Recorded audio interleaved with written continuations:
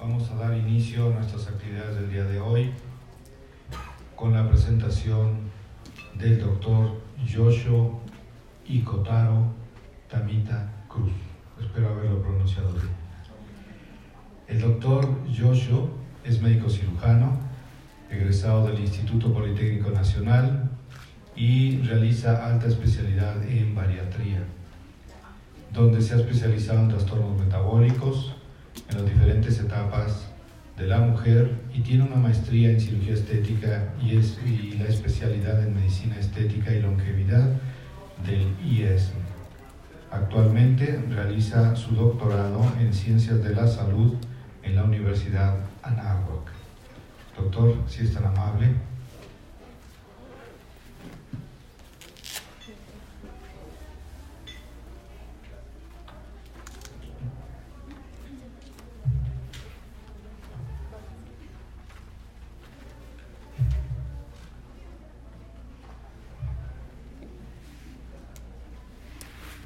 Muy buenos días, doctoras y doctores. Pues es un gusto estar aquí con todos ustedes. Gracias por la presentación. Y bueno, como lo decía el doctor hace unos minutos, nosotros en la Ciudad de México nos dedicamos a ver todos los trastornos metabólicos hormonales relacionados a la mujer. Y bueno, en un 70% de mi formación académica ha sido dirigida a la parte nutricional, metabólica, y un 30-40% a la parte estética. Por eso es que el tema va a ser dirigido, o va a ser esa balanza, ¿verdad? Dirigido a la parte cardiometabólica. El tema es el acné, la delgada línea entre lo estético y lo metabólico. No sé si a ustedes les ha tocado en algunas ocasiones que llega el periodo y decimos, o las mujeres dicen, ya viene mi periodo porque me está saliendo un barrito por aquí, por allá, ¿verdad? Y habría que preguntarse si realmente ese barrito es por una cuestión meramente hormonal o es desencadenada por una reacción de hiperinsulinemia. Y es aquí donde yo quiero explicar esa fisiopatología para cuando nosotros tengamos un paciente con acné, también revisemos la parte cardiometabólica, revisemos factores de riesgo cardiovascular y así podamos tener resultados integrales, ¿verdad? Entonces, bueno, en esta diapositiva, doctores, les muestro a grandes rasgos todas las etapas por las cuales la mujer puede presentar diabetes. En la etapa preconcepcional o preimplantacional hay que vigilar que no haya una respuesta diabetogénica. Los primeros 1000 días de vida, que son para mí es la etapa más importante de prevención de las enfermedades cardiometabólicas. Los primeros 1000 días de vida, incluso yo les invito a que pudieran estudiar en internet, se empieza a publicar sobre esto.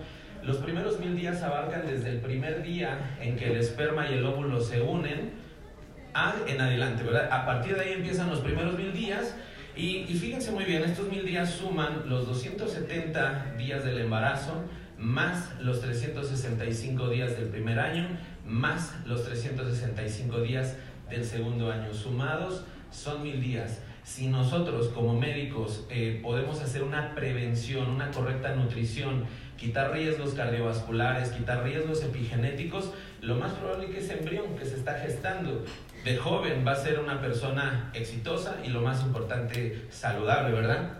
Entonces los primeros 1000 días son importantes. Y bueno, nosotros tenemos la obligación, doctores, de saber cómo se expresa la diabetes en las diferentes etapas de la vida.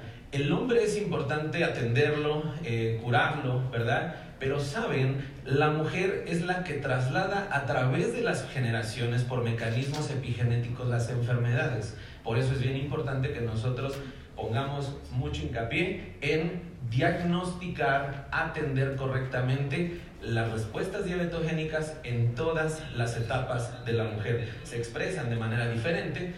Y bueno, quiero hablarles precisamente de la pubertad. Y en la pubertad ustedes saben que una de las enfermedades más importantes de la mujer es el síndrome de ovario poliquístico. Y a partir de esta etapa, nosotros tenemos que hacer un buen diagnóstico, un buen tratamiento, y si lo hacemos correctamente, vamos a hacer una buena prevención, vamos a evitar diabetes tipo 2, vamos a evitar diabetes gestacional, vamos a evitar macrosomías, pero lo estamos atendiendo 10, 15 años antes de que aparezcan las enfermedades graves, ¿verdad?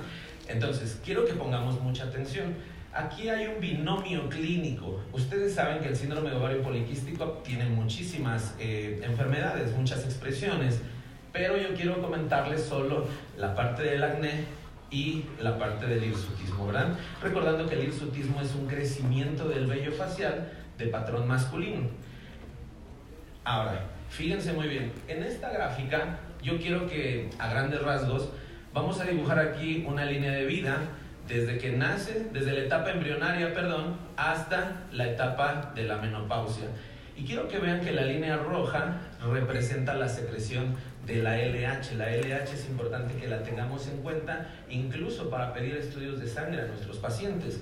Pero quiero que vean cómo en la línea roja, en la etapa embrionaria, en los primeros 6 meses del nacimiento y de los 6 meses hasta la pubertad, la LH está por debajo de la FSH, ¿verdad? Sin embargo, entre los 10 y los 14 años hay un cambio de patrón, la LH se eleva, que esto es bien importante para que entendamos el por qué la diabetes, el acné puede ser una respuesta diabetogénica. Entonces, miramos en este pico que hay una inversión de los niveles, la LH sube, la FSH baja un poco, y en toda la etapa fértil de la mujer, que es desde la pubertad hasta la menopausia, siempre la LH va a estar por arriba. ¿Qué características va a tener de la pubertad en toda la etapa fértil? Que durante el día va a tener una secreción basal constante y en las noches va a tener pulsos nocturnos, ¿verdad? Esa es una característica meramente fisiológica. Pero quiero que pongan mucha atención en esta imagen, porque aquí tenemos lo que les había comentado, el binomio clínico, que es el folículo y la glándula. A partir de esta expresión clínica, quiero que vean en esta imagen, doctores, cómo detrás de este folículo, detrás de esta glándula, miren el trastorno cardiometabólico hormonal un montón de situaciones que suceden para que aparezca un barrito. Y considerar que solamente es una cuestión de que ya me vino mi periodo, no. Hay cosas más profundas que debemos de atender, porque ¿no les ha pasado a ustedes que viene una persona con acné joven, ¿verdad? Y de repente pues le damos isotretinoína, los peelings, le damos el láser fraccionado y no quitamos el problema cardiometabólico que tiene la paciente? Entonces, el motivo de la plática es que nosotros también cuidemos esa parte cardiometabólica. De las partes importantes que vamos a tener que tomar en cuenta, miren, son las células de la teca ovárica. Ahorita las vamos a analizar a detalle. Y tenemos aquí las células de la granulosa. Detrás de una expresión clínica de acné e hirsutismo, tienen que ver células ováricas, células que se encuentran en el folículo y que tienen que ver con la esteroidogénesis ovárica. Ahorita lo vamos a retomar, pero esto tiene que ver con toda la fisiopatología dermatológica del síndrome de ovario poliquístico. Tenemos respuestas de hiperinsulinemia, que ahorita las vamos a ver, y bueno, respuestas con algunas globulinas transportadoras de hormonas sexuales y todo ello, que todo está alterado o puede estar alterado, y es nuestra obligación saber diagnosticar, ¿verdad? Y créanme que no son tratamientos muy difíciles. Ahora, fíjense muy bien, aquí tenemos un corte histológico del ovario. Aquí tenemos la corteza, aquí tenemos la médula y aquí tenemos los folículos en diferentes estados de maduración, ¿verdad? Ahora, la pregunta es, doctores, cuando hablamos de un quiste y todos nos imaginamos un ultrasonido, y nos imaginamos las fotos en internet, ¿verdad? Nos damos cuenta que este folículo es el que en algún momento se va a convertir en un quiste, se va a convertir en un tejido mutante gigantote. Fíjense muy bien. Esta es una visión pues macroscópica, ¿verdad? Aquí es un ovario normal, pero aquí es un ovario poliquístico. Un folículo que pudiera medir 1 centímetro en promedio, más o menos, ¿verdad? Se puede llegar a convertir hasta en un folículo o en un quiste de 5 centímetros.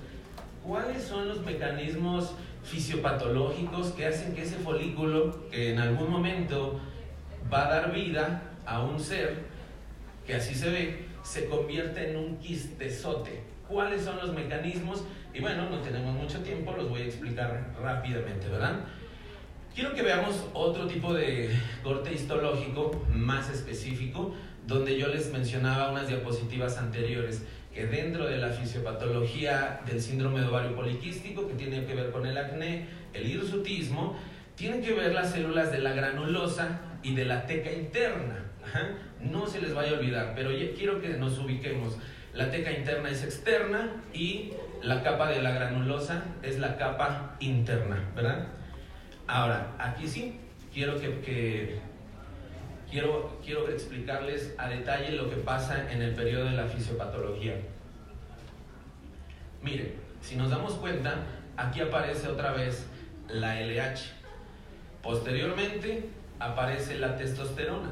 Cabe mencionar que el síndrome de ovario poliquístico es una enfermedad o forma parte del síndrome de hiperandrogenismo, forma parte de muchas enfermedades donde los andrógenos están elevados. ¿Qué quiere decir? La mujer por naturaleza debe tener muchos estrógenos, mucha progesterona y muy poquitita testosterona en su sangre. Viceversa al hombre, nosotros debemos de tener mucha testosterona, pocos estrógenos y poca progesterona, ¿verdad? Entonces, en la mujer con síndrome de ovario poliquístico, la testosterona está hasta los cielos, está haciendo un efecto contrario al estrógeno, impidiendo que tenga un periodo menstrual correcto, que tenga sangrados prolongados o que no tenga, ¿verdad?, infertilidad. Está antagonizando todas las funciones hormonales propias de la mujer. Entonces, aquí la testosterona juega un papel muy importante en la fisiopatología y en la clínica de los pacientes que tienen acné. Y quiero que vean el tercer elemento. Ya les había dicho uno, la LH, la testosterona y la insulina. Ahora, pongan mucha atención. Justo en la pubertad, entre los 10 y 14 años, empieza a haber los pulsos de LH estimuladas por la hormona gonadotropa, o hormona estimulante de las gonadotropinas a nivel adenohipófisis, ¿verdad? Entonces, esta LH activa el sistema citocromo P450, es un sistema enzimático. Lo que va a ocasionar es que va a escindir algunas cadenas laterales del colesterol para convertir ese colesterol en pregnenolona, que es una reacción irreversible. Una vez ya cortado, ya no se vuelve otra vez a pegar, ¿verdad? Y ahora sí, ya es como en la carrera de medicina, una vez entrando, pues a darle, ¿verdad? Ya no se puede parar, pero la pregnenolona agarra dos vías. Quiero recordar que es en la célula de la teca. Agarra dos vías, la vía de la delta 4, la vía de la delta 5, y las dos vías confluyen para formar androstenediona. La androstenediona es un precursor para la formación, fíjense muy bien, de estradiol, que es el principal estrógeno de la mujer. Pero también la androstenediona es precursor de la formación de testosterona. Hasta aquí vamos bien, ¿verdad? Ok.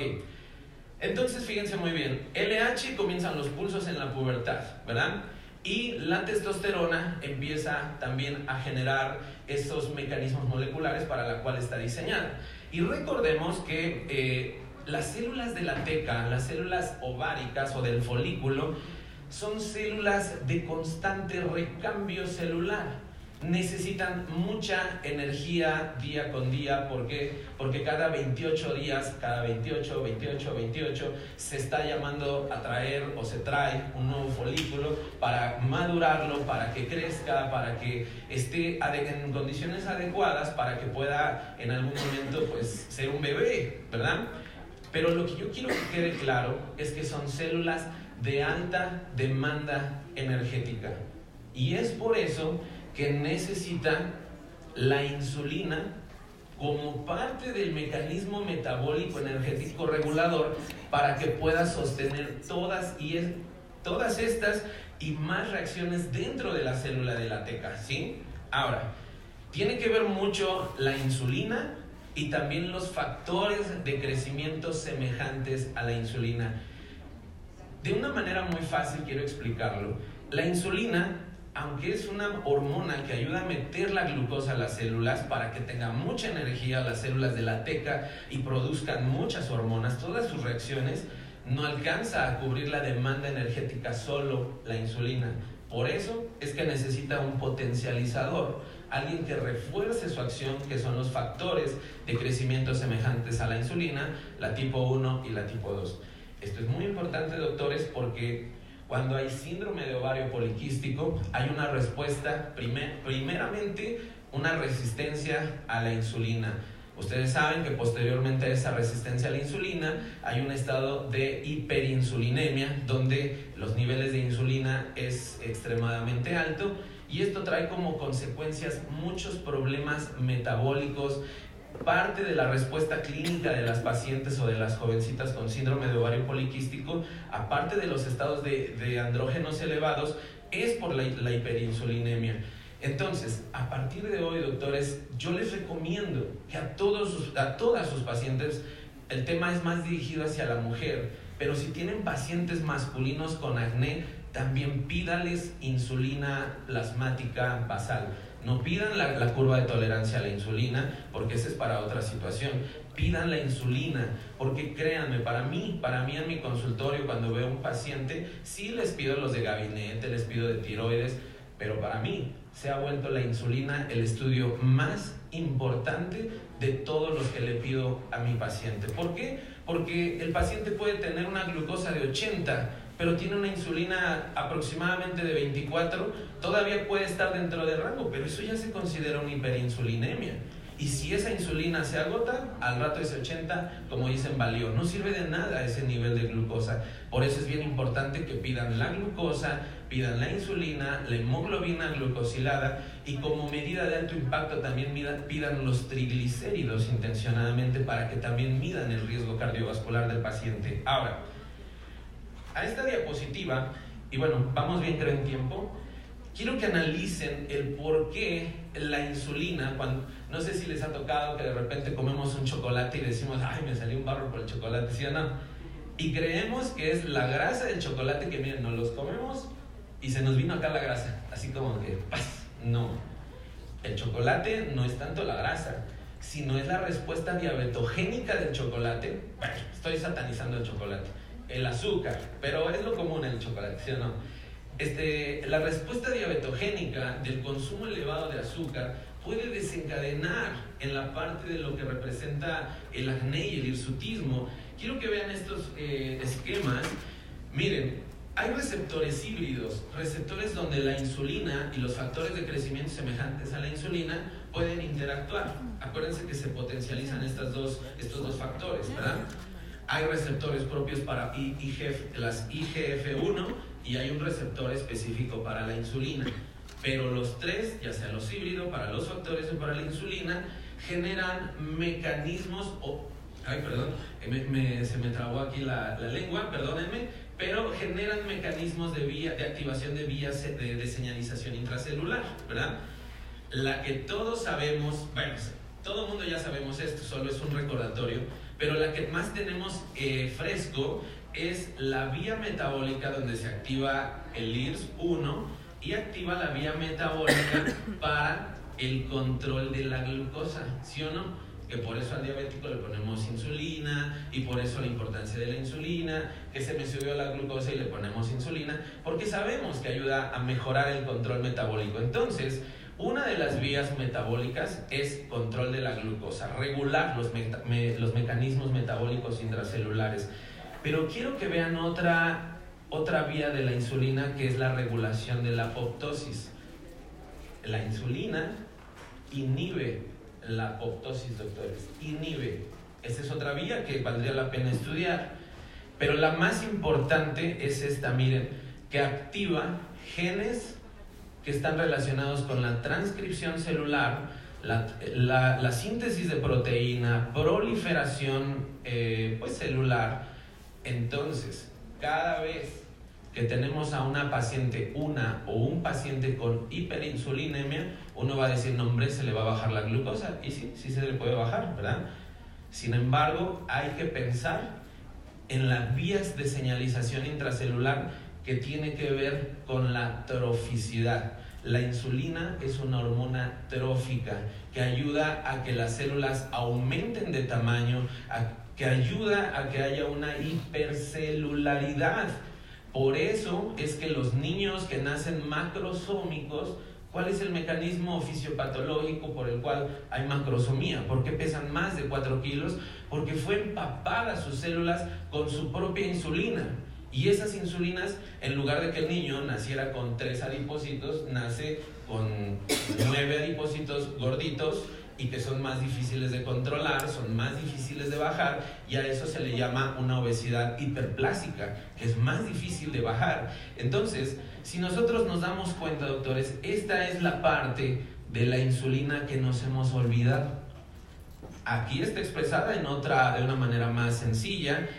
Los mismos receptores que ya les había mencionado tienen una activación metabólica, pero también tiene que ver con el crecimiento, la diferenciación, síntesis de proteína. ¿Para qué? Para que las células se puedan replicar, para que haya enzimas que tengan que ver con ese crecimiento. Ahora, ya una vez estableciendo los principios básicos, ¿quién es la hormona responsable de que un folículo bonito, chiquito y funcional se convierta en un folículo tamaño mutante que no sirve más que para alterar? Ahora, ya se me acabó mi tiempo, pero hay algo que se llama hipertecosis. La hipertecosis es un diagnóstico totalmente histológico donde vemos los folículos incrementados en el número de células de la teca, en el número y en el tamaño.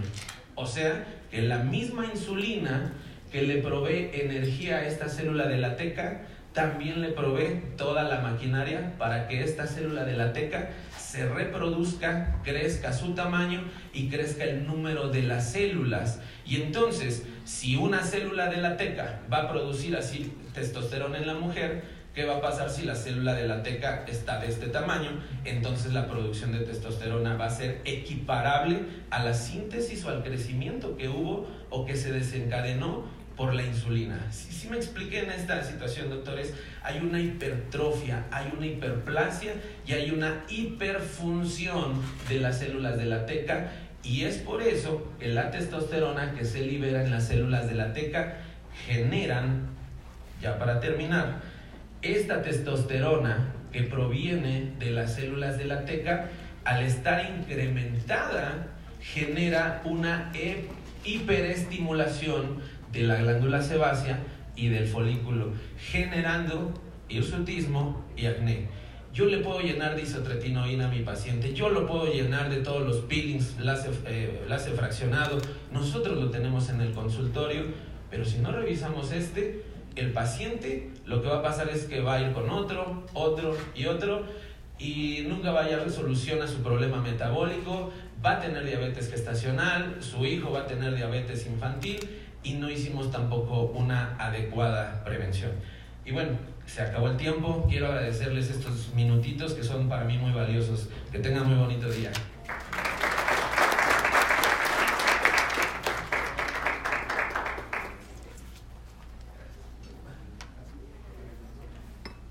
Muchas gracias al doctor por su excelente presentación, y continuando con nuestro programa,